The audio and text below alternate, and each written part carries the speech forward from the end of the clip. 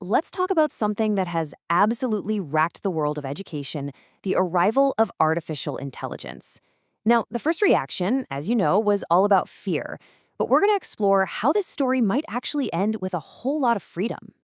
The second tools like ChatGPT hit the scene, it felt like every teacher was handed the same script, a story filled with fear and the sense of, am I about to become obsolete? But what if that was just the wrong story? What if the arrival of AI wasn't actually a threat, but a chance to get back to the real heart of teaching? To really get that opportunity, we have to start with the anxiety. We have to acknowledge it because it was very, very real. It wasn't just about some new software. It was this deep, silent crisis of identity for teachers everywhere. So the first fear, it was a gut punch, really. Here's this machine that knows more facts, remembers more dates, writes faster than any person possibly could. The message felt loud and clear. Your main job, delivering information, is now officially obsolete. And right behind that came the second fear. I mean, think about it. If every student has this all-knowing genius in their pocket, what happens when you, the teacher, don't have an answer? The worry was that AI would just expose the limits of our knowledge and totally undermine a teacher's authority in the classroom. And all of this, it boils down to the biggest fear of them all, just being irrelevant. If a machine can deliver all the content way more efficiently, then what is a teacher even for? It's a question that strikes right at the core of the profession. Okay, but right here, this is where the whole story flips on its head, because hiding inside that crisis was a really powerful truth about what teaching was always supposed to be. It's the path that leads us away from fear and straight toward empowerment. And this idea, it just changes everything.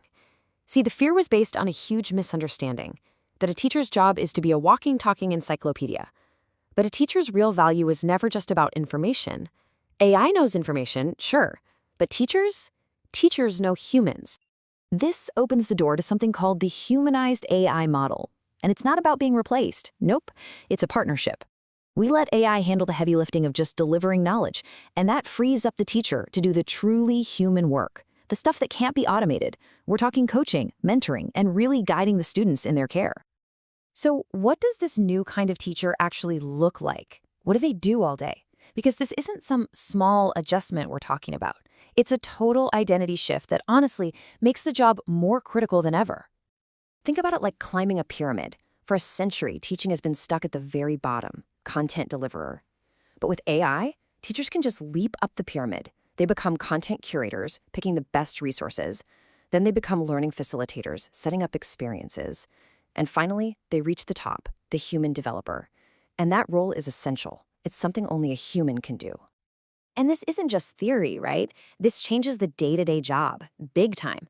Instead of just lecturing from the front of the room, you're guiding from the side. Instead of explaining a concept, you're coaching a student through a problem. The goal isn't to control the flow of information anymore. It's to inspire kids and, just as important, to model what it looks like to be a curious, lifelong learner yourself. And this is the whole point, really. The heart of it. Your true value as an educator is in all the skills that a machine will never, ever have.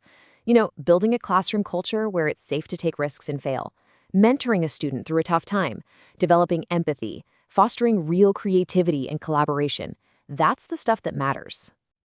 Now, here's where it gets really cool. When the teacher's identity changes this dramatically, something incredible happens to the students. They get to break free from their old passive role and take on a powerful new identity of their own.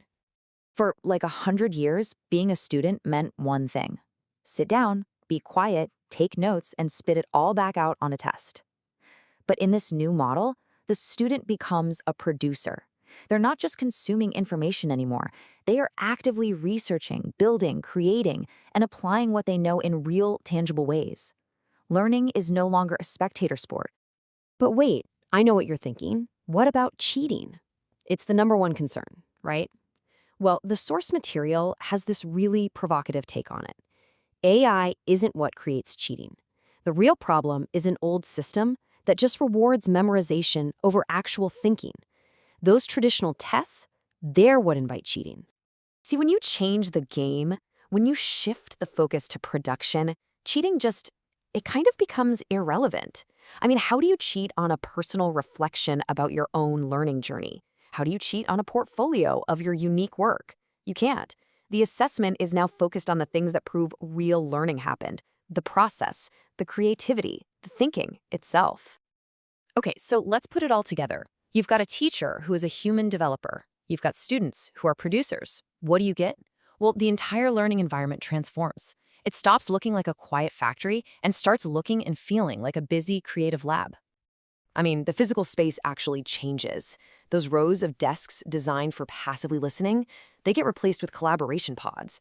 That pin-drop silence is replaced with the productive noise of kids creating things.